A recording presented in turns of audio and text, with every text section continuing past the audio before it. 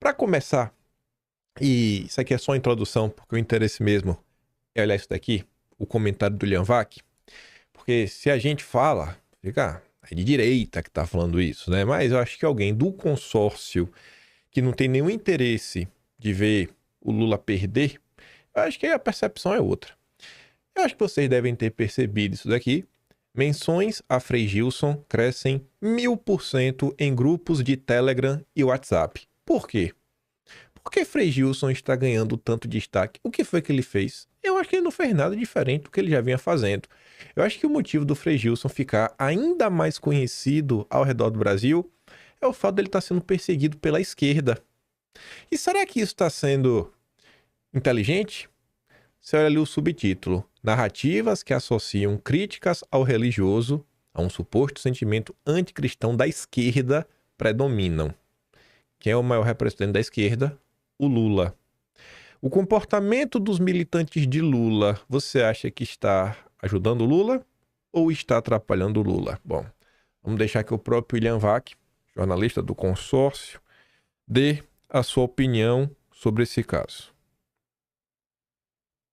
O presidente Lula trocou 6 por meia dúzia ao inaugurar hoje, oficialmente, o início da jornada rumo às eleições de 2026. Pastas importantes que já eram de petistas continuam com petistas, que prometem de novo fazer o que nunca fizeram, dividir o poder. Na cerimônia para os novos ministros, a mulher que teve que deixar a cadeira na pasta da saúde queixou-se de misoginia, coisa com a qual Lula não está preocupado, enrolado que está, correndo atrás da popularidade perdida. Lula é veterano o suficiente para saber da conexão direta entre economia e aprovação do governo, mas talvez seja veterano demais para perceber que não é só o bolso, números do PIB que movem o eleitor. Além de estar míope para o fato de que fala apenas para a própria base, que Lula 3, no fundo, já pouco controla. Um grupo oficial da militância petista, que fala a milhares, comprou nas redes sociais uma briga com um sacerdote católico que fala a milhões, no dia no qual Lula achava que iam dar toda a atenção para o que ele fazia dentro do palácio. É esta a tal desconexão com a realidade. A gente já entendeu que a agenda é botar dinheiro no bolso, que a estratégia é essa, é fazer esse percurso, mas diante do cenário aí fica o grande receio, que é a negação do diagnóstico. Esse que é o grande receio, é uma negação do diagnóstico. É aquilo que eu sempre... Disso que você acabou de falar. Sim, eu sempre coloco aqui, se você tem uma fórmula segura na cabeça do petismo, na cabeça do Lula e do Palácio do Planalto, e com ela você ganhou a maior parte das eleições deste século, é mais fácil para eles recorrer a essa forma que deu certo. O meu ponto é o seguinte, é inegável o que você acabou de afirmar. Ganharam várias eleições, mas o mundo mudou bastante de lá para cá. Sim. E, entre outras coisas, a gente percebe claramente, até o governo percebe que as pessoas não se movem apenas pelas estatísticas do PIB.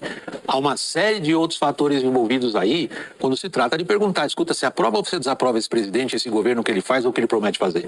E esses outros fatores estão onde na estratégia do governo? Essa é a questão política, Daniel. Mas acho que o Caio tem um ponto aí, ele está certo, no meu entendimento, ao descrever um cenário em que, mantidas mais ou menos essas condições de temperatura e de pressão, o histórico nos diz que o PT tende a vencer. Ou na cabeça do PT, ele tende a vencer. Basta ali um crescimento de 2, 3% do PIB, desemprego do jeito que está, inflação mais ou menos controlada. Esse cenário, na cabeça do PT, o PT vence. Eu acho que a gente está concentrando nossa análise quase que exclusivamente nas questões econômicas, que são essenciais.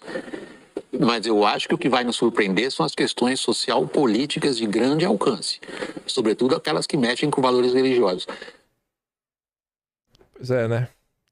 A turma aí batendo cabeça. Eu acho que o Lian Vac, ele tá certo quando ele fala que os tempos estão mudando cada vez mais. E se você parar pra olhar, a maior parte da confusão relativa ao Frei Gilson tá se dando em rede social. Twitter. Quantas pessoas estão vendo o que a esquerda está falando e, não sei, as ações da esquerda estão trazendo mais apoio pro Lula? Tu acha que tem alguém que não vota no Lula, que tá vendo que os aliados do Lula estão fazendo com o Frei Gilson e fala, não, a gente vai votar no Lula agora. Eu não votava no Lula até ontem. Aí agora, após esses ataques que o Frei Gilson está recebendo, só porque atacou o padre, eu vou votar no Lula. Faz algum sentido isso na tua cabeça? Eu acho que não. Na minha cabeça não faz. Mas tá lá os petistas. Briga lá. O cara já tava colocando 1 milhão de pessoas ao vivo, 4 horas da manhã. Gente, não é que assim 1 milhão de pessoas viram, não. É ao vivo ao mesmo tempo. Eu não acho que é uma estratégia muito inteligente, mas que bom, né? Que o PT tá seguindo por esse caminho. Acho que vai se virar contra eles mesmos.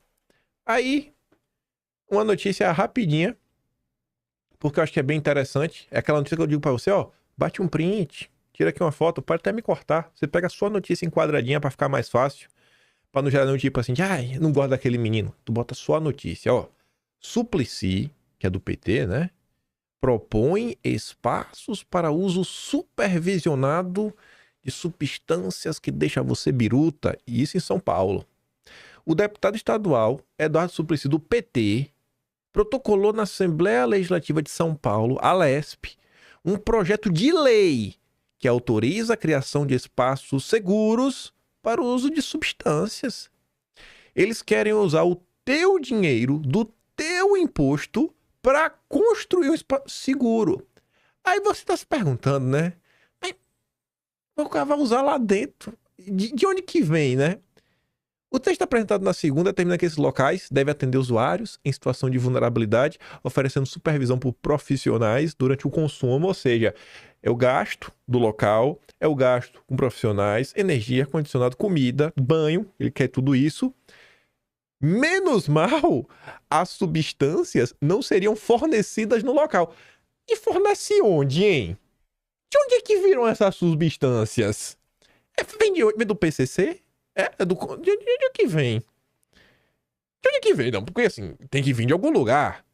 Aí o cara entra... Não, mas o que que tá acontecendo? Isso é o PT. Então, a pessoa que você conhece... Tu deve ter um colega de trabalho, de faculdade, de escola, amigo, vizinho, que deve estar puto da vida com o preço do café, da carne, o caos econômico, o custo de vida. Tu pega e manda pra ele e fala aqui, ó. Essas são as prioridades do PT. O nome histórico do PT. Olha o que ele tá apontando. Eu duvido que até a pessoa de esquerda que tu conhece acha que o teu dinheiro, que o dinheiro dela, que é coletado através de imposto, deveria ser usado para esse tipo de coisa. Mas é o que o PT quer fazer. Através do Eduardo Suplicy. Manda, essa é boa, essa é ótima. O novo foco de insatisfação de membros do governo com a Janja. A indicação pro STM. A advogada da Glaze, né? E por que o pessoal tá chateado? A queixa de ministros não foi sobre a escolha da advogada, que teve além de Janja, a Glaze como madrinha. O problema apontado é a maneira como o processo se deu. O foco central da insatisfação é que o Ministério da Defesa nem sequer foi consultado sobre o nome, como costuma ser praxe em indicações para o Tribunal Militar. Quem manda nas Forças Armadas hoje é a Janja. Chupa aí todos os generais. E aí, sobre a Janja, eu fiquei preocupado, rapaz. Ela desistiu de nova viagem a Nova York para evitar desgaste político. Nossa. Coitada, viu? Bem que o Sidônio tentou, né? O Sidônio tentou arrumar uma viagem, mas a Janja no final do dia desistiu de ir para não gerar problemas. Mas vamos lá. Gente, ontem, lá no canal secundário, tava contando um negócio pessoal, que foi um insight que eu dou os créditos do nosso companheiro da tropa, Mauro Lopes, ex-jornalista da revista Fórum, da extrema esquerda, que hoje está no canal do Jones Manuel. Ele saiu da revista Fórum porque ele não queria mais passar pano pro governo Lula, porque ele é da esquerda radical. E ele estava falando algumas coisas aí sobre Edinho Silva, sobre essa briga interna do PT, aí eu já te conto. Primeiro vamos aqui ao que saiu na imprensa. Aí tu vai entender. Eu vou falar isso, depois a matéria que saiu horas depois, na mesma com a Bela Megali, rebatendo essa nota. E aí no editorial... Não, aí eu vou trazer informação, depois eu vou para o editorial do Estadão. Na verdade eu vou para... Vamos ver, né? Mas vamos lá. Paralela do PT, movimento contra Edinho Silva mira controle de cofre do partido. Avaliação do grupo ligado ao ex-prefeito de Araraquara. Veja só, quem é Edinho Silva? Ele não é ministro, nunca foi governador, nada, não é um nome... Quando você fala assim nos grandes nomes de dentro do PT, na minha cabeça tem o Genuíno, tem o Dirceu, tem o Rui Falcão, aquela turma de peso que vem, né, militando no partido realmente assim com arcabouço intelectual há muito tempo. Beto Alberto Cantalice, um Paulo Okamoto da vida, mas é Edinho Silva. A única coisa que Edinho Silva tem é o título de irmão de alma que o Carlos Gabas deu pra ele. Só isso que eu sei. E Carlos Gabas é um cara que tava ali na Previc, né? Que é que cria as regras dos fundos de pensão, como esses fundos podem ser alocados ou não, que tem tudo a ver com o mercado financeiro. Eu não estou falando isso de forma aleatória. Grava isso na cabeça. Mas enfim, a avaliação do grupo, ligada a Edinho, é que um segmento da CNB, corrente majoritária do PT, que trabalha contra Edinho, estaria criando dificuldade para vender facilidade. O foco seria criar empecilhos para Edinho, ser o presidente da sigla, e, em troca, manter o controle da tesouraria do partido. Quem fica com caixa do PT, o fundão, 600 milhões. A tesoureira do partido, Gleide Andrade, inclusive, foi uma das integrantes da atual direção mais incisivas na reunião de quinta-feira passada contra o nome de Edinho. A reunião na casa da Glaze, que o Lula estava lá. Aí, passados, foi 4 da manhã essa matéria, 5 da tarde, 5h40, a Gleisi Hoffmann rebate a notinha plantada pela Bela Megali. Aí aqui tem um ponto. Como é que a Bela Megali descobriu isso? Isso daqui é uma informação que você não acha no Google.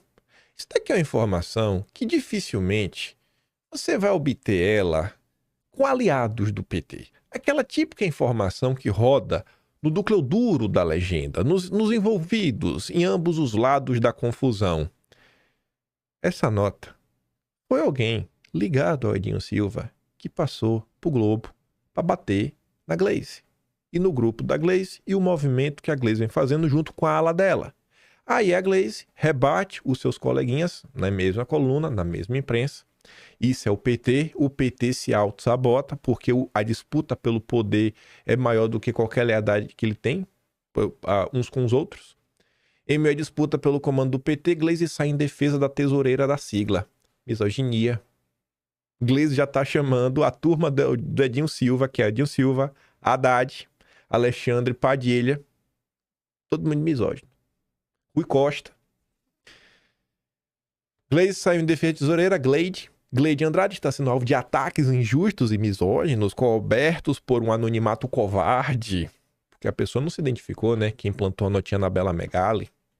Glaze entrou na mira, na verdade a Gleide entrou na mira de uma ala do partido após a reunião realizada na quinta entre membros da CNB, corrente majoritária, que o Lula participou.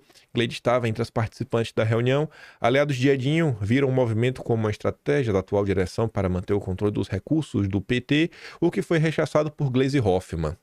O trabalho de Gleide na Secretaria Nacional de Finanças do PT tem sido exemplar. Trouxe inovações, garantiu transparência e aumentou a eficiência nesta área. Como não há razões objetivas para criticá-la neste trabalho, sua misoginia pode explicar a violência dos ataques a ela. Aí, hoje de manhã, toda essa confusão ganhou editorial. Que é curioso, porque além de uma análise por parte do Estadão e de por que isso é um problema para o Brasil, o Estadão também vai defender o Edinho Silva.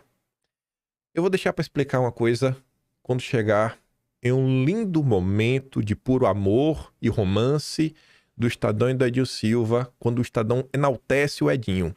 Só que eu só destaco uma coisa. Os editoriais são publicados todos os dias às 3 horas da manhã, ou seja, hoje às 3 da manhã. O que eu vou falar, eu já disse antes de ver esse editorial. Ou seja, vai fazer ainda mais sentido. Porque essa informação, como eu disse, não saiu de minha cabeça. Foi os nossos companheiros da tropa, a própria esquerda, que trouxe a informação muito curiosa para colocar na roda. Mas vê só. O Brasil não passará incólume a profunda crise que abate o PT. A fissura da legenda levada ao paroxismo do conflito aberto entre os morubixabas. Eu não sei nem o que é morubixabas, mas não deve ser coisa boa. Que integram a principal corrente envolve a secessão de Gleisi na presidência do partido, posto que ela ocupava desde 2017. Não está em jogo, porém, apenas a escolha de um nome para presidir o partido. Se fosse só isso, não teria a menor importância. Não é só isso. Quem suceder a Gleisi, contudo, também dirá muito sobre a bússola que orientará o futuro imediato do partido do Lula. É nessa condição que é preciso reconhecer. o que acontece hoje no PT interessa muito ao restante do país, porque os rumos do partido, de certo, afetarão os rumos do governo Lula em políticas públicas e alianças eleitorais visando 2026, o que pode colocar o Brasil ainda mais, assim, mais fundo no buraco que meio que já tá, né? Aí vamos lá. Nesses 8 anos, coube a Gleisi não só liderar o partido durante o calvário, enfrentado por petistas ante a Lava Jato, impeachment da Dilma, prisão do Lula, ela também esteve no epicentro de alguns dos principais conflitos envolvendo o PT, contribuindo enormemente não para a pacificação e a reconstrução de um país fraturado, e sim para a continuidade da polarização. Ela foi uma defensora incansável de posições radicalmente opostas ao que se esperava para um governo de frente ampla. Tá batendo bastante na Gleisi, né? O Edinho Silva é diferente, né? O Edinho Silva é um democrata. Ruim é a Gleisi. Tá bom. Com seus ataques, a política econômica, muitos dos quais em golpes abaixo da cintura do ministro da Fazenda, Fernando Haddad, Gleisi fez do PT um caso único do mundo. O partido do presidente e líder da coalizão governista é aquele que primeiro e mais enfaticamente se opõe a iniciativas do próprio governo, uma oposição a si mesmo. É curioso isso, né? Porque a imprensa gosta do Haddad. A imprensa não critica o Haddad. As políticas econômicas do Haddad são sempre muito bem vistas, apreciadas. E esse é um ponto que eu sinto que até hoje a direita não entendeu. Ainda mais quando fala, não é comunismo, não é, passa muito longe disso. Agora, a ministra, né, Gleisi, se opõe duramente a outro petista, até aqui tido como favorito, Edinho Silva. Olha agora, ex-ministro, ex-prefeito de Araraquara, conhecido como um político moderado, conciliador, além de próximo do Haddad, sim, próximo do Haddad, do Padilha e do Rui Costa. Essa informação já tinha saído na imprensa. E, olha agora, por que o jornal O Estado de São Paulo, que completou 150 anos este ano, fez questão de destacar que Edinho Silva é próximo ao presidente do Banco Central, Gabriel Galípolo? Rapaz, é um grande liberal. Ele tem protagonizado o que poderia ser impensável até pouco tempo atrás, um petista que admite problemas e fragilidades do seu partido e abertamente defende mudança de rumos na legenda. Mas não é uma mudança à esquerda. Não é uma mudança. E aí que tá um ponto curioso. O Edinho Silva que é uma mudança para uma política cada vez mais alinhada aos interesses da Faria Lima. Aí que tá. Ontem lá no canal secundário eu tava conversando com o pessoal que o Mário Lopes relembrou. E isso não tinha batido na minha cabeça. E eu lembro que eu tinha lido isso. Teve o evento do BTG, que é um dos maiores eventos do ano do mercado financeiro brasileiro. O garoto propaganda do evento do BTG era o Haddad. Só que o Haddad não foi o único aí no evento. O Alexandre Padilha, que também apoia o Edinho Silva, estava lá. Se você procurar as matérias, em especial do ano de 2021 e 2022, você vai ver a quantidade de bancos e banqueiros que realizaram reuniões particulares, né? Aquela reunião de conhecer um pouco mais os planos do PT para as eleições de 2022. E quem era o representante do PT, o porta-voz do PT, era o Alexandre Padilha. Não vão faltar matérias sobre isso. Pesquisa no Google. Inclusive tem um banco que estava fazendo umas pesquisas e que depois parou de fazer pesquisa porque foi um escândalo. E tinha muita gente da direita que tinha conta nesse banco, saiu cancelando. O Padilha foi diversas vezes nesse banco, inclusive falar com o dono desse banco. Quem também estava na BTG Experience era o Rui Costa, ministro da Casa Civil. Estava lá. E o próprio Edinho Silva. O próprio Edinho Silva estava no evento do BTG. Então você vê que o nome que o Estadão defende, que os petistas que pregam um discurso menos à esquerda, né, em algumas áreas, para a direita vai continuar sendo de esquerda, mas acho que você entende o que eu consigo falar, né? Ainda mais você está aqui de forma contínua. Você está vendo que os nomes são todos alinhados ao liberal progressismo. Sei lá, a direita chamaria meio que uma agenda globalista, a turma da esquerda os chamaria de neoliberais. Mas é essa turma. Quando você olha a atenção, quem tá do outro lado não só a Glaze, Washington Quaquá, que é que tá reclamando, inclusive, da agenda woke. Vamos, cara, tá demais esse identitarismo. Sabe, a gente se perdeu naquelas políticas antigas, né, de populistas de esquerda, sindicatos, transporte gratuito, ajuda, né, sei lá, não tem mais. E aí você vê, Edinho Silva agora ganha todo o apoio do Estado de São Paulo. O jornal mais terceira via do Brasil. Será que isso aqui é um aleatório? Aí fica parecendo que agora, até para escolher o presidente do partido, o PT tem que pedir licença para Faria Lima.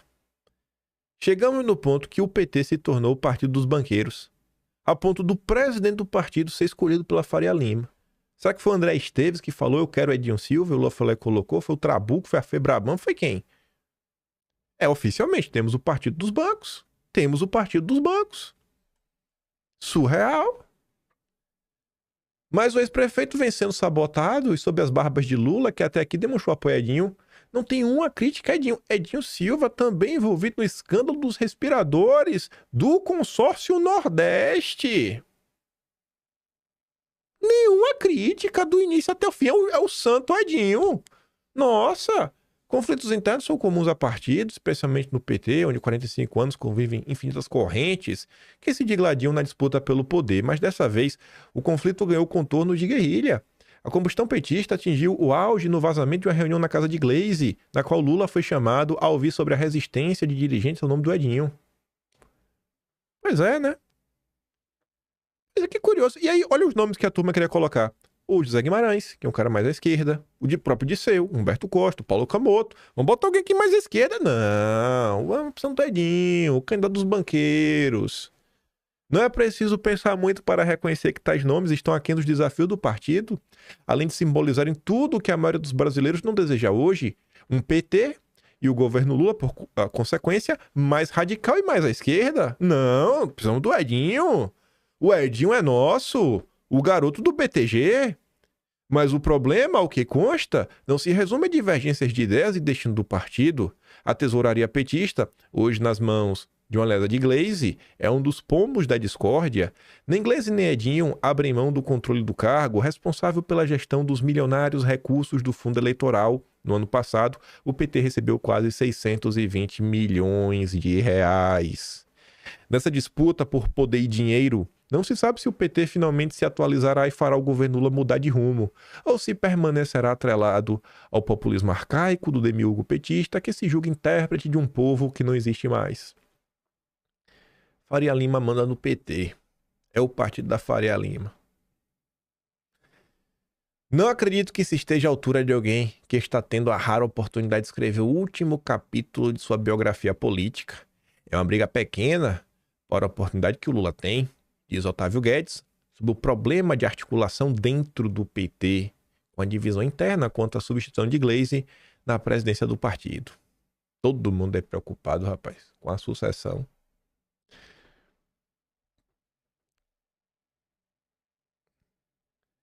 Vamos ver, esse aqui é bom. Briguem, miseráveis. Briguem, miseráveis. Cadê? Ah, vá. Esqueci de baixar. Mas aqui tá fácil. Isuki. Mídia. Tchá. Pere. Aqui. Lula estava certo em começar a reforma ministerial pelo PT. O PT está desorganizado, rachado, como sempre esteve. Mas se você vai partir para uma eleição difícil, como vai ser possivelmente a campanha de 2026, vai partir para uma campanha difícil como essa, com o seu partido rachado em guerra, aí já era, né? Então, a primeira coisa que o Lula tinha que fazer era arrumar o PT. E essa reunião mostrou que, de fato, o PT está desarrumado, mostrou que há um embate aí contra o Edinho, e possivelmente Edinho e Glaze, muito provavelmente, e esse embate tem que ser solucionado. Coitadinho, né? Tem que ser solucionado. Edinho está muito indignado. O UOL é propriedade de quem, né? Do PagSeguro, né? Que eu tô muito bem no mercado, né? Ai, coitado. Toda a imprensa gosta. O Edinho Silva agora virou o queridinho da imprensa, rapaz. Que curioso isso. Aí, esse rapaz aqui, ele é professor da Universidade Federal da Paraíba. O Flávio Lúcio Vieira, ele não é petista mesmo, eu acompanho ele lá. Ele é um eleitor declarado, assim, abertamente, do Ciro Gomes. Ele segue uma linha, sei lá, ele não se apresenta como um comunista, ele seguiria uma linha mais trabalhista, meio pragmática, desenvolvimentista, enfim. E aí ele traz aqui uma reflexão que acho que hoje, olhando para trás, realmente começa a fazer um certo sentido. E se Lula, e se Lulinha, Luiz Inácio Lula da Silva, na verdade, todos esses anos, eu até já levantei essa bola, né?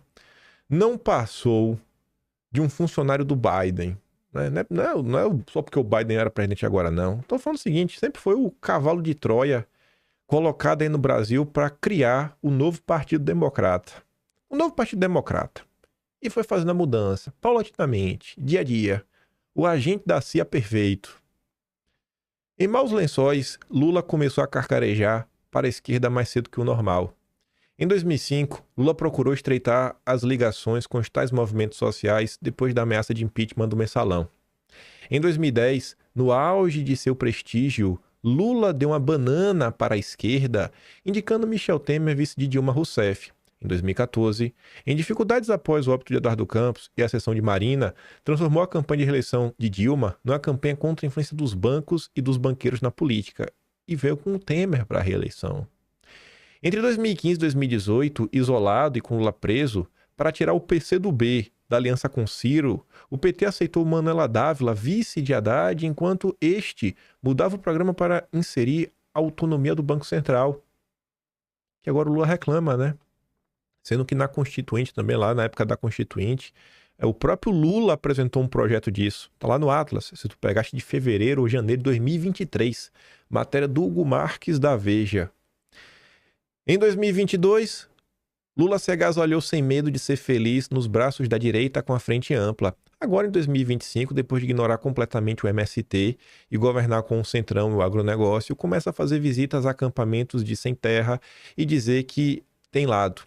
E ele coloca aqui um vídeo, quando vou dar play, mas basicamente o cara apontando que Lula finge ser esquerda, era no governo Collor. E fala, cara, por que vocês votaram contra o imposto de grandes fortunas?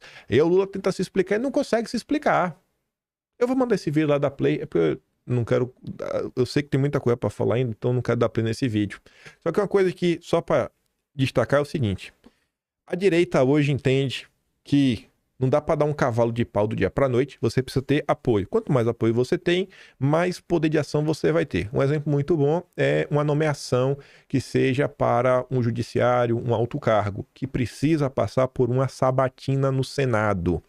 A direita consegue lembrar, acho que vocês pelo menos, como era a composição do Senado em 2019 a 2022.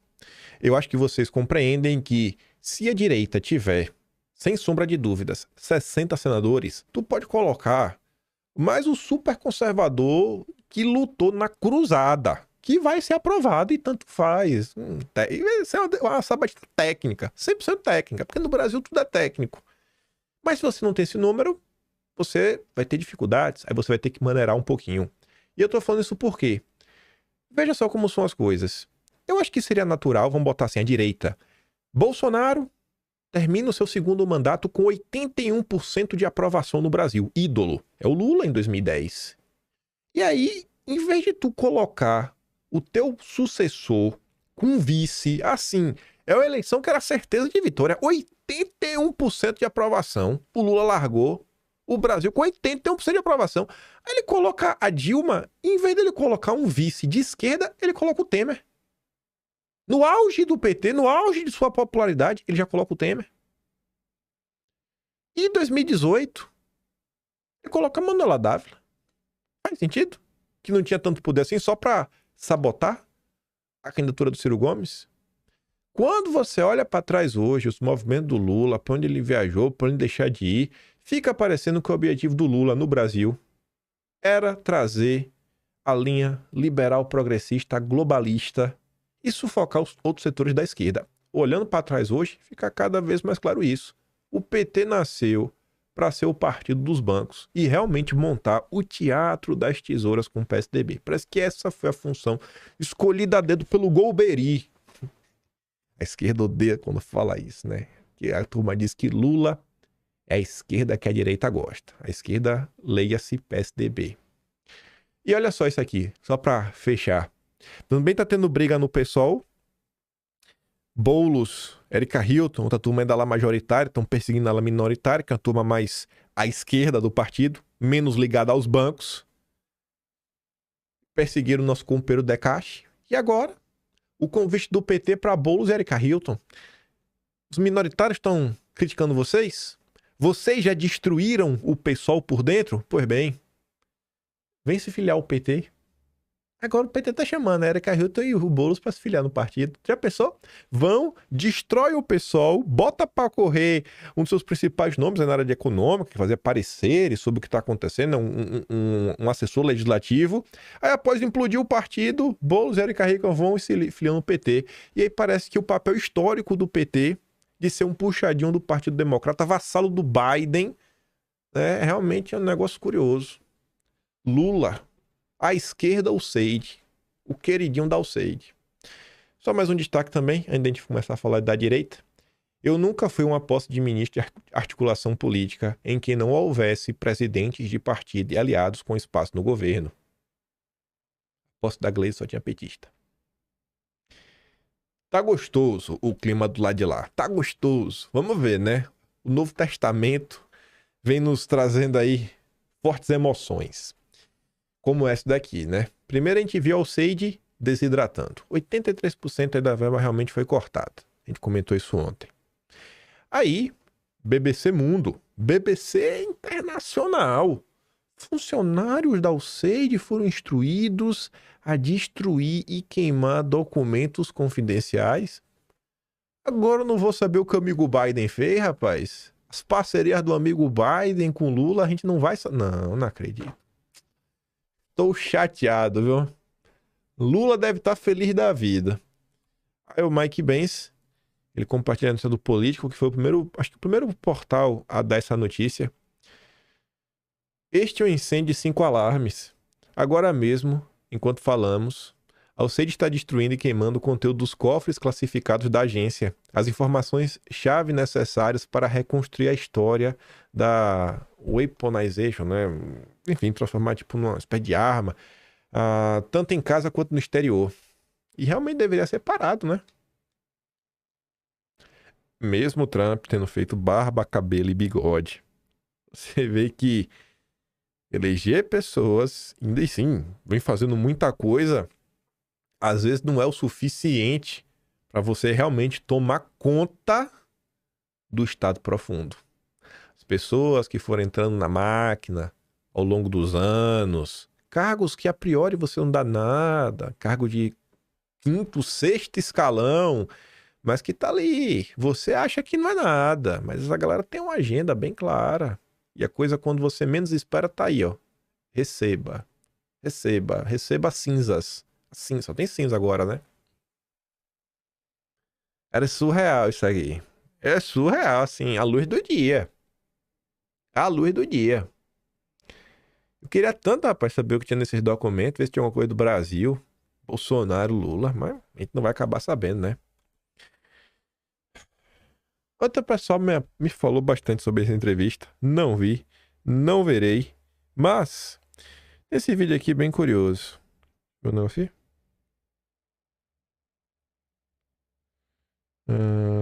Cadê? Aqui. Eu vou te falar de uma situação que eu passei com Fundação Bill e Melinda Gates. Os caras queriam uma nota fiscal igual a de Nova York. Eu tava em Cabinda, que é um enclave que Angola tem no meio do Congo. A nota fiscal que eu arrumava era o cara escrever no Guadalajara. Eu paguei tanto. Era o que tinha, ué. Lógico. Era o que tinha. Então, assim... Pra prestar conta, né? Nisso, por exemplo, você vai ter um honesto que vai lá e faz, e vai ter outro que vai falar, vou botar aqui. Então, assim, é complicado, mas não é que eles dão o dinheiro a fundo perdido. Ninguém dá. A China, por exemplo, tá enfiando dinheiro na África, de norte a sul, mas não é a fundo perdido. Eles querem saber onde vai. Os caras ficam pé da vida, porque são governos corruptos, e são ditaduras, e some dinheiro. ficam.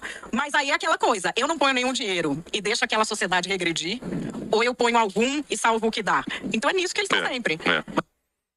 Eu não ponho nenhum dinheiro e deixo aquela sociedade regredir. Eu ponho algum... Oh, meu Deus, como essa turma é bem interessante. Nossa, meu Deus, o Bill Gates, ele está ajudando.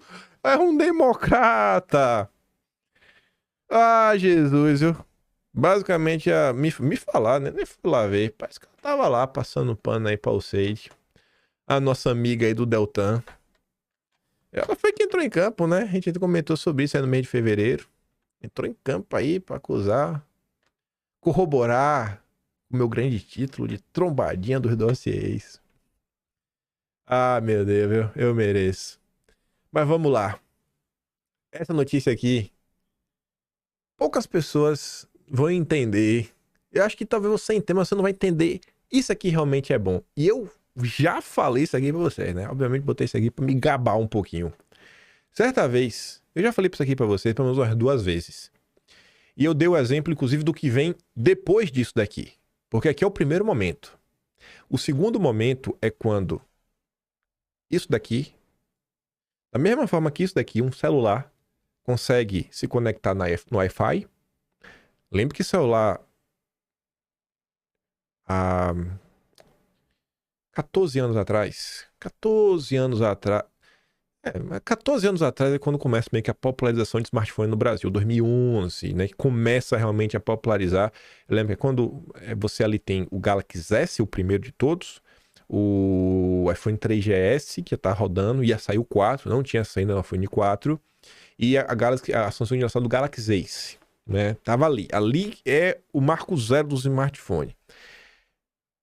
Diante daquilo ali, celular, internet, nossa, tá maluco, irmão. Tá acabando de lançar tablet com 7 polegadas, tela de TFN, que tu usava o dedo, não funcionava nada, a porcaria do tablet. Enfim, começou isso. 3G. Rapidamente o 3G virou 4G. A diferença de velocidade já era gritante. Nossa, eu lembro lá em feira, engenharia elétrica, né? A galera lá, pra mim, alguma coisa tinha que saber. Tinha uns códigos que você conseguia modificar umas coisas no celular. Aí lá em feira já tinha a banda de 4G, mas ela tinha algumas coisas que não ficavam sempre no celular. E aí você tinha como forçar o 4G. Nossa, velho, quase ninguém usava, voava a internet. Era mais rápido da internet de casa. O tempo foi passando, temos o 5G. Hoje, a maior parte dos países, pelo menos no primeiro mundo, Europa, assim, ninguém mais tem 4G. Todo mundo já tá no 5G. Aí, temos novo salto.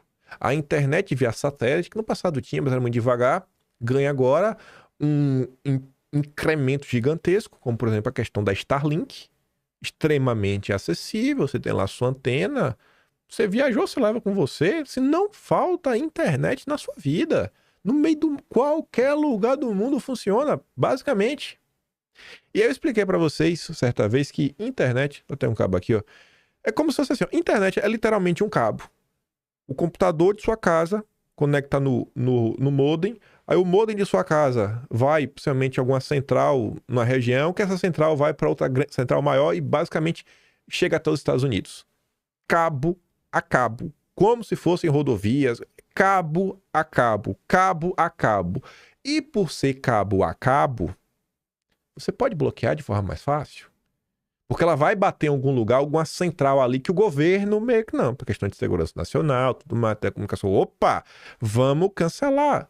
Quando tem, por exemplo, uma suspensão de rede social, a Anatel vai lá e manda puxa o fio. E quando a internet estiver disponível no celular, que aqui é o próximo passo. Ontem, o ministro, aquele lá, que não precisa nem falar o nome, ele estava no evento. E aí o Samuel Pancha coloca ali, ó. O ministro, ele citou nominalmente a Starlink ao falar sobre ameaça à soberania nacional. O juiz do Supremo disse que o serviço de internet via satélite acaba com a necessidade que as redes sociais têm hoje das nossas antenas para se manterem no ar. Por enquanto, nós conseguimos manter a nossa soberania e a nossa jurisdição, porque as Big Techs necessitam das nossas antenas e dos nossos sistemas de comunicação, por enquanto. E ele está certo nisso. Não é por outros motivos que uma das redes sociais tem como sócio uma outra empresa chamada Starlink, que pretende colocar satélites de baixa órbita no mundo todo para não precisar das antenas de nenhum país. Pois é, né? A previsão é chegar em 30 milhões de pontos no Brasil e aí não adianta cortar antena. É um jogo de conquista de poder sendo feito ano após ano. Se a reação não for forte agora, vai ser muito difícil conter depois. Vai chegar num ponto que não vai ter como conter. Quando você não precisa de uma antena, o celular conseguir se conectar diretamente, não tem mais volta. Não tem mais volta. Aí até a censura vai... A censura vai ter sérios problemas. No longo prazo, gente, no longo prazo eu acho que o mundo tá pendendo para a direita. No longo prazo, a tecnologia, a mesma tecnologia da internet que permite que a gente esteja aqui, um ser humano comum, com a câmera dele, o microfone bonito, né? Eu gosto desse microfone, que todo mundo usava em estúdio, né? O Michael Jackson gravou o Thriller, sabia disso? É verdade. Você vê como esse microfone é velho, desde os anos 70 já existe. O Shure SM7B. O mesmo que o Michael Jackson gravou o álbum Thriller. Tô falando sério mesmo, pesquisa na internet. Esse aqui não mudou nada, o meu modelo. Casa, cara. Em casa. Tecnologia tá vindo aí. E o cara já tá preocupado, porque ele sabe disso. Ele sabe disso. Avançando. Sem querer ser chato, já sendo. Oi, acabei de ser mais chato também. Paulo Figueiredo compartilhou aqui uma postagem e não faltam perfis assim. Inventam uma notícia maluca. O ministro, ele foi notificado, apareceu no oitiva, na justiça, tudo mais. Tu acha mesmo, gente, que isso aconteceu? E que se isso aconteceu, não virou notícia na imprensa? E postagem como essa, tu vê, 169 mil visualizações, 6.200 likes. O povo acredita em qualquer coisa que lê na internet. Aí é de doer, viu? Aí o Paulo Figueiredo fala, esse tipo de vagabundo mentiroso pilantra só serve para atrapalhar o trabalho de quem realmente está tentando fazer alguma coisa. Devem ser bloqueados e humilhados. Amanhã embarco para Washington mais uma vez para avançar a nossa pauta de liberdade com Eduardo Bolsonaro. Aí o cara é tão cara de pau que ele compartilha o Paulo Figueiredo para falar, se diz amigo de congressistas americanos, mas acredito que por algum motivo que eu desconheço, eles não lhe dão nenhum tipo de informação que requeira sigilo. Pronto. Quem tem as informações de bastidor é o Joaquim Ribeiro. Ele que sabe de tudo, rapaz. Ele tem contato no Pentágono. Olha só, rapaz. É o brabo. Você se acha o cara, mas está longe disso. Por isso a indignação quando damos a informação. Pois é. Você tá fechado com o Pentágono. Se diz um perseguido que precisou se refugiar nos Estados Unidos. É, não. Paulo Figueiredo não precisa... Aí o seu Wellington fala assim, essa é a direita brasileira. Quando a esquerda maldita se abraça, se protege, a direita briga, estou de vida direita. Aí o Joaquim fala, Wellington, sério mesmo que você acredita que o Paulo Figueiredo é de direita? Não. Você não sabia. Vai dizer que você achava que Paulo Figueiredo era de direita. Não é não, viu? Nem eu sou. Eu nem faço questão mais disso aí. Eu não faço mesmo questão, sabe? Cansei dessa galera. Bando de louco. Falando de Eduardo Bolsonaro, André sai de ontem, na maior naturalidade, diz que se o PL indicar o Dudu para ser o presidente da Credem, é uma crise anunciada. Avalia o ministro da corte. Aí você vai ler a matéria. Para mim, o segundo parágrafo é o ápice. Os ministros classificam como crise anunciada, Eduardo, o presidente da Credem. A avaliação de magistrados é que o parlamentar pode usar o cargo para radicalização dos discursos e tensionar relações em um período pré-eleitoral com vistas à disputa de 2026. Espera aí. Eduardo, um político, ele vai politizar e fazer política. Nossa Senhora! Não é possível isso. Um político irá fazer política. Não é possível. Prendam o Eduardo, prendam um fritador de hambúrguer, rapaz. Mas como é que ele vai fazer política? Ele acha o quê? Sério, assim, é surreal. Um político não pode fazer política. É a mesma coisa o cara usar a emenda. O cara usa emenda pra quê, né? Pra fazer política? É só pra ajudar. É óbvio que não é só pra ajudar. Ele vai ajudar, mas ele também quer tirar um louro disso. Óbvio. O cara tá presidindo a comissão só porque ele quer pautar leis? Não, óbvio que ele também quer ganhar destaque. É surreal o tipo de... Estão criminalizando a atividade política. Não, você não pode ser político. Você não pode ser político. Tem um jeito a fazer. O jeito certo. Tem um jeito certo. E a imprensa trata isso com a maior naturalidade possível. E vale lembrar, né? Comissões não serviam pra nada. Diziam os intergalácticos. Eduardo era o fritador de hambúrguer. Olha lá, quer ser embaixador, agora o fritador de hambúrguer quer presidir as comissões que não servem pra nada e tá gerando um caos, né? Veja só, um fritador de hambúrguer presidir uma comissão que não serve pra nada está causando uma crise. Uma crise. Comissão que não serve pra nada do fritador de hambúrguer tá parando o país. Ah, ainda tem gente que não acordou.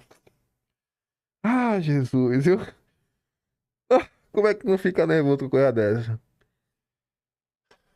José Guimarães disse que o governo não vai se meter. Não, não vai não. Não, o Lula não vai se meter não. Confia. O governo não se mete. Isso é a tarefa das lideranças partidárias. Isso é do PT. Não é o Lula, é o PT. Mas o Lula não é do PT? Não importa. Mas peraí, cara, o PT vai interferir. Lula não é do PT? Não importa. O Lula não vai. O governo não vai não, é só o PT. Como se fossem coisas diferentes. Ó, joinha pra você, viu? Joinha, joinha. Eduardo Bolsonaro não está sendo perseguido somente agora, quando se fala em relações exteriores. Entre 2019 e 2022, o consulado da Comunada também foi bem claro ao atacar em mais de uma oportunidade parlamentar. Tudo que está acontecendo jamais foi coincidência. Uma dessas duas notícias, para mim, é uma das notícias mais importantes do mundo jurídico e do mundo político dos últimos 6 anos. No top 20, talvez, uma das duas. Não é do Valdemar, né? Óbvio que não é do Valdemar, mas vamos começar por ela. Ministro derruba a proibição e permite o contato de Valdemar com Bolsonaro. E o nosso Eduardo fala: não confundam isso com benevolência ou razoabilidade. Não era mais possível defender uma medida cautelar desta sem que o Valdemar fosse denunciado, ficou insustentável. Bem da verdade, essa restrição nunca fez sentido, a não ser para prejudicar politicamente a liderança política nacional durante as eleições municipais.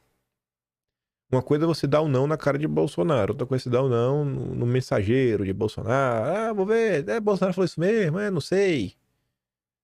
Prejudicou bastante na eleição, né? Eu sei que teria sido muito melhor se Bolsonaro pudesse falar com o Valdemar diretamente. Mas, olha a segunda notícia. PGR pede ao Supremo fim de medidas cautelares contra ex-assessor de Bolsonaro e advogado suposto mentor de minuta golpista. Me perdoa aí, o senhor Amaury Saad, eu não tô nem pro senhor, tá? Sério mesmo, me perdoe falar assim, mas eu estou preocupado, eu estou, na verdade, interessado nessa questão ligada ao senhor Tércio Arnaldi Tomás. E por que eu estou interessado no Tércio? Porque o Tércio está na Gênese, lá no Velho Testamento, capítulo 1, na Gênese. E Deus criou o mundo, estava o Tércio. No 7º dia, Deus criou o gabinete do ódio. No 7º dia, aí ele descansou. Na verdade, ele tentou descansar e não deu para descansar, porque foi caos todo santo dia. No 7º dia, Deus criou o gabinete do ódio. Era o Tércio, o Mateus e o Carlos. O Tércio, o Mateus e o Carlos. Aí a Tsuki escreve: de acordo com o PGR, Paulo Gonet, não há mais necessidade de manter em poder das autoridades os bens que foram recolhidos na investigação. Olha o que recolheram do Tércio: celulares, computadores, passaporte, né? Seguir a proibição de Tércio e o Amaury. Tércio foi apontado pela PF como integrante do gabinete do ódio, que teria funcionado no Palácio do Planalto, na gestão Bolsonaro, disse notícias falsas durante o processo eleitoral, ataques adversários do então governo. A Tsuki diz, né? O famoso gabinete do ódio. Se eles não conseguiram achar nada e com o que viram, não conseguiram produzir nada contra o Tércio, isso coloca um ponto final nessa história de GDO. Deveria colocar. São mais de 6 anos de acusações de assíndia também fundadas de gabinete do ódio. Não sei se tem 6 anos não, porque eu não sei se o termo já existia em março de 2019, mas vai completar 6 anos. Gabinete do ódio, gabinete do ódio, gabinete do ódio, gabinete do ódio. Busque apreensão no Carlos, busque apreensão no Felipe Martins, no Bolsonaro, no Técio, pegou o celular, pegou o computador. E eu não acho que o Técio é um gênio do mal, um hacker, que sempre apagou todos os seus rastros das coisas que ele fez. Se ele tivesse feito alguma coisa, teriam achado. Se ele tivesse feito alguma coisa, teriam achado. Se o Técio tivesse feito alguma coisa, teriam achado. Isso daqui devia ser o suficiente para toda essa turma da isentosfera, nossos amigos liberais, o pessoal que tem nojinho de Bolsonaro, chame do que quiser. Finalmente, assim, se eles tivessem um pouco de honestidade e falar, cara, realmente, né? Essa história de gabinete do ódio era só para perseguir a direita. Essa era a reação que todos deveriam ter. Buscas e buscas e apreensões, quebras de sigilo, não foi só com o Técio, é porque o Técio está na gênese do gabinete do ódio. O Carlos Bolsonaro, idem. Mas tivemos busca e apreensão em 2020, né? Terça Livre, Bárbara, a Cury, estava lá na matéria do blogueiro de Cachá, turma do Movimento Conservador. Era o Movimento Conservador? Não, Direita São Paulo. Foi uma galera. 6 anos. Qual era a fake news? Como que funcionava o tal gabinete do ódio? Como é que dava essa hierarquia? Essa situação impediu diversas coisas de acontecer e promoveu diversas outras decisões que muitas vezes acarretaram, no mínimo, numa perseguição à honra da pessoa. Não sei se vocês vão lembrar, em 2021, Bárbara, na época, o verificado, que deveria ser só para falar, ó, essa pessoa, já tinha mais de 1 milhão de seguidores no Twitter, então, pô, a pessoa se passar com você e dar golpe, isso é normal. Ela ganhou verificado. O Ministério Público Federal, na época, abriu lá uma investigação para apurar o que estava acontecendo. Aí isso é matéria no Estadão. Apontada como propagadora de fake news. Por quê? Porque dessas teses aí malucas de gabinete do ódio. 6 anos. E aí, Técio? Rapaz, eu não sei porque no Brasil não adianta. Mas talvez é começar agora, por um dia quando a direita voltar, e criar uma comissão da verdade, como foi lá que a esquerda fez. A comissão da verdade. A esquerda não fez para falar do regime militar. A gente vai fazer a nova comissão da verdade. E aí, indenizar o Técio. E toda essa turma que foi perseguida com base na tese do gabinete do ódio, processar o Estado brasileiro. Os jornais, todo mundo, assim, a tese do gabinete do ódio, quem colocou, trazer a senhora Vera Rosa, jornalista do Estadão, que foi a primeira pessoa a publicar isso formalmente na imprensa, lá em setembro de 2019, e começou a responsabilização. Isso aqui me indigna. Perseguição e ficar acusando os outros de receber dinheiro sem poder provar, e conchavo, ataque organizado, cara, você vai virar meu inimigo mesmo, porque eu vi o que esse tipo de coisa, o que esse tipo de tese produziu ao longo dos últimos anos. Então, não vá por esse caminho, porque vai dar ruim. Mas vamos lá. Esse rapaz aqui, ele escreve com certa frequência no Estadão. Ele, além de ser jurista, ele também é jornalista. E eu acho que por isso ele é bom, ele tem um certo jeito com as palavras. Esse texto aqui ele é bem curioso, porque ele vai tentar trazer uma certa comparação do que está acontecendo agora com algumas coisas que aconteceram na Lava Jato, sem negar em nenhum momento que na Lava Jato ocorreu corrupção. Ocorreu corrupção, mas mesmo com a corrupção tem algumas coisas assim que são mais. E que meio que estão fazendo agora de novo contra Bolsonaro. E eu acho que a importância disso é porque esse cara não tem nenhuma relação com o bolsonarismo, inclusive ele é crítico. Pelo tom você vai ver que o cara não gosta de Bolsonaro, ele dá como certo que Bolsonaro sim arquitetou um golpe, etc. Mas mesmo com essa visão de alguém que odeia Bolsonaro, ele fala, tem que ter um limite. Até onde o Estado democrático de direito pode ou não pode ir, pode ou não pode deixar de ir na hora de punir alguém. A ilusão da Lava Jato segue vigente. Ainda que faça referência a 2 casos específicos, este artigo aborda um tema diariamente presente na advocacia criminal. A necessidade de distinguir entre a opinião pública com suas fontes cognitivas e seus processos decisórios, e o processo penal, com suas específicas fontes cognitivas e seu específico processo decisório. Vamos separar o que é opinião, o que é narrativa e o que é uma corte, provas do... São coisas diferentes. Uma coisa, isso é isso é esse outro. Uma coisa, outra coisa, outra coisa. Podemos ser francos. Aí você vê que ele vai dar a opinião dele. Você vai ver aqui que ele não tem nenhum apreço por Bolsonaro. Ó. Não há nenhuma dúvida de que Bolsonaro, mesmo tendo perdido as eleições, tentou criar condições para permanecer no poder, que é gesto mais simbólico do que se recusar a dar faixa para seu sucessor, a mensagem de seus apoiadores foi cristalina, não aceita a derrota, não reconhece a lisura das urnas, não participa deste elemento tão próprio do regime democrático, a transferência do poder. Ou seja, a acusação de tentativa de golpe de Estado não se baseia em fatos ocultos que ninguém viu. Todo mundo viu. O golpe estava aí para todo mundo ver. Deixar a lacração de lado. No entanto, por mais notórios que sejam os indícios de crime contra a ordem democrática, eles não autorizam ignorar princípios penais constitucionais, a presunção da inocência, o juiz natural, a imparcialidade do juízo, o direito à ampla defesa e ao contraditório. Isso que deveria ser pacífico tem sido esquecido. Em raciocínio idêntico ao que se faz para defender a Lava Jato, há um movimento para fazer vista grossa às deficiências constitucionais da investigação e da denúncia contra Bolsonaro. A delação do Cid é apenas a ponta do iceberg. As críticas em relação à delação do Cid é apenas a ponta do iceberg.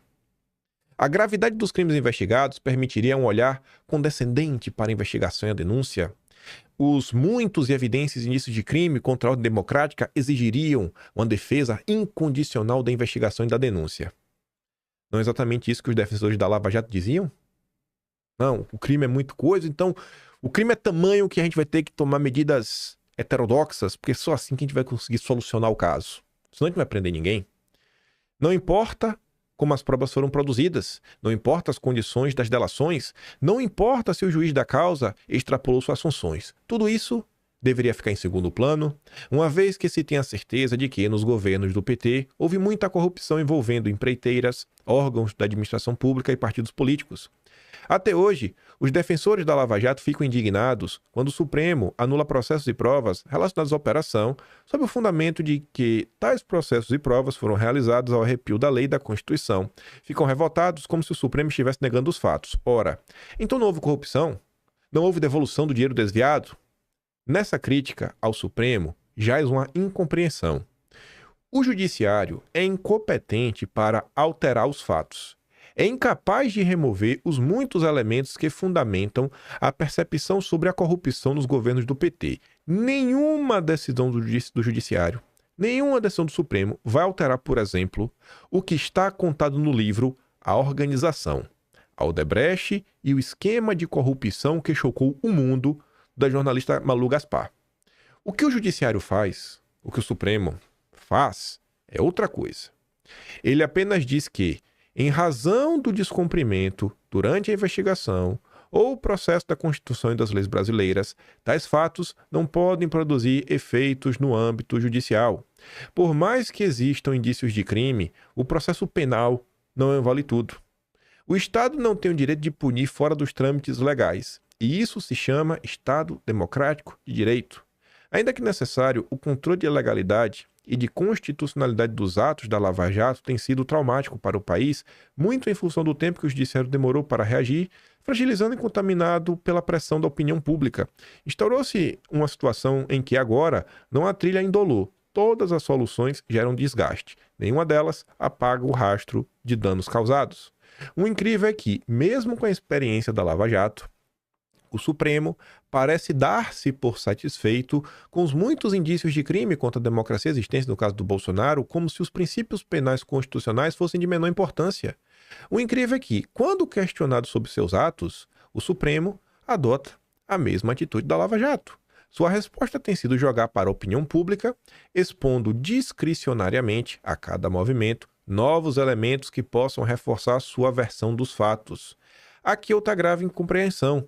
Não há processo judicial civilizado, não há princípio da presunção de inocência se não sabemos diferenciar o que é fato da vida cotidiana, cuja produção é, por definição, numa sociedade livre, plural, incontrolável pelo poder estatal. Por exemplo, a notícia jornalística, uma coisa é a notícia da imprensa, e o que é prova num processo penal, cuja produção, por definição, está submetida a regras pré-determinadas e a rígido controle estatal para assegurar os princípios constitucionais.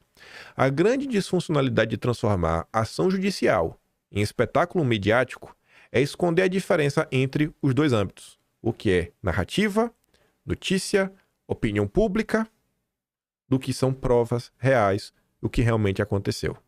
Não é pegar os indícios, não, olha só, o Bolsonaro estava lá no Planalto no mesmo dia, tal, que o cara estava, então leva a crer, conseguimos aqui pensar que Bolsonaro anuiu do plano do Punhal Verde e Amarelo, que... Cara, isso é uma opinião de vocês, deu para a imprensa todo mundo ficar repetindo de forma adoidada. Isso é uma prova real, contundente, com base no que foi dito isso daí? Não, mas o Cid aqui, o Cid falou que o Felipe Martins tá... A gente comentou ontem. A PF perguntou, Cid, você tem algum documento? Você tem alguma prova material que você prova que o Felipe Martins fez? Não tenho, não. Aí eu não tenho. Uai, mas como assim, cara? Não, mas o Cid falou. Tá, mas falar qualquer um fala. E a prova material? Então tem que saber diferenciar uma coisa da outra, né? E no Brasil... E aí o curioso é isso, e eu acho que o ponto desse cara é exatamente esse. Toda essa galera que se apresentava como bastiões do Estado Democrático de Direito, criaram até um grupo chamado Prerrogativas, né? A prerrogativa do Estado Democrático de Direito, da presunção de inocência, da ampla defesa. Toda essa turma que defende as prerrogativas. Parece que eles nunca defenderam prerrogativas. Todas as críticas que eles faziam lá atrás. Não, mas agora você tem que ver que agora é diferente, porque agora é contra Bolsonaro, agora vale tudo. Então, assim, que país é esse? Ainda que eles queiram usar o argumento, não, mas veja só, lá atrás, quando aconteceu, Bolsonaro apoiou. Cara, não importa quem apoiou, deixou de apoiar, não importa. O certo deveria ser o certo. Não é assim que funciona o mundo? A hipocrisia diante de toda essa discussão é latente, a ponto de um cara que não suporta Bolsonaro, você consegue sentir no texto, ele tá falando, uma coisa é não gostar de Bolsonaro, uma coisa é opinião pública, outra coisa é como deveria estar funcionando o judiciário no Brasil. Esse caso aqui, eu tenho certeza, eu vou ficar indignado dia sim, dia também. Dia sim, dia também. Dia sim, dia também. Passado anos, toda a turma que defendia tá aí agora justificando o injustificável. Porque contra Bolsonaro vale tudo. Mas sei que ele tava lá em São Paulo ontem e falou, Tarcísio vem para reeleição e eu, candidato a presidente. É isso aí, Jair. É isso aí. Vamos ver. Nem começou o julgamento. Apresentou as defesas. Você vê que já teve aquela matéria sobre Felipe Martins ontem no Estadão. Né? Aí você vê essa matéria de hoje. A matéria do Estadão fala, olha só, né? O Marcelo Godoy, rapaz, relógio parado, 2 vezes por dia certo. Nossa, quem poderia imaginar, né? Enfim, o Marcelo Godoy publicou aquela nota. Vamos ver se agora, gente que já odeia Bolsonaro, odeia os apoiadores de Bolsonaro, já tá começando a ver coisas aí que estão gerando questionamentos. Vamos ver ao longo do processo, né? Vamos ver como é que vai ser esse julgamento. Vamos ver como é que vai ser. Enfim. Anistia 8 de janeiro, apoio no Congresso, né? Na Câmara, 50%, no Senado, 46%. Tem muita gente que não sabe, mas enfim, a maior parte das pessoas, né? Apoiam anistia, os envolvidos aí no 8 de janeiro. O Brasil quer anistia.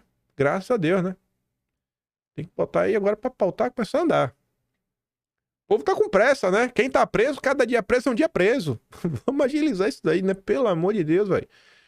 Eu sei que dia 16 já é agora, já, mas podia já começar a andar antes do dia 16. Ainda manifestou no dia 16.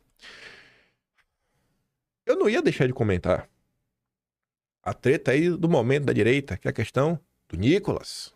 E seu encontro com o Renato 38, mas, por conta do horário do vídeo, não vou comentar hoje. Mas tá aqui. Possivelmente a gente comenta amanhã. Porque né? Não é que não seja... Tem a sua importância. Eu acho que essa treta tem importância. Eu acho que ela tem importância, mas... Entre comentar as confusões do PT mesmo, essa movimentação política. E algumas coisas ligadas a Bolsonaro, a questão do CED ali, eu queria destacar essa questão da tecnologia, porque a gente perde, né? Fica um negócio perde. É bom olhar para o horizonte e saber que realmente não é esperanças falsas. A tecnologia, ela tá vindo aí para trazer algumas soluções, pelo menos para quem tem algum apreço pela liberdade de expressão. Então, acho que isso é mais relevante. Também falo sobre o caso do Eduardo Bolsonaro, que tá falando contra ele. Esse texto do Estadão chamou minha atenção, até porque é de um jurista que está escrevendo, né? Também é um jornalista. E apontando aí, né? Inclusive a própria defesa de Bolsonaro, do Felipe Martins, aponta algumas coisas da Lava Jato que a turma criticou, mas agora contra Bolsonaro vale tudo, né? Tamo aqui. Ó aberto, ó. O E tá assim, ó. Não vem não. Mas é isso. Amanhã comentamos da confusão. Mas tá quase 1h02 aqui, né? Se for começar, vai dar 1h30 de vídeo. Amanhã de comento da confusão. E se gosta do meu trabalhinho, quiser dar um pouco mais, posta no meu canal. Tem um botão de valeu. Tem um Patreon na descrição e tem um Atlas brasileiro, kimpaim.com.br. Dia 15 agora sai o de janeiro, 25º Atlas. Por hoje é isso. Fica aquele grande beijo e abraço. Tamo juntos. Vejo vocês amanhã. Fui!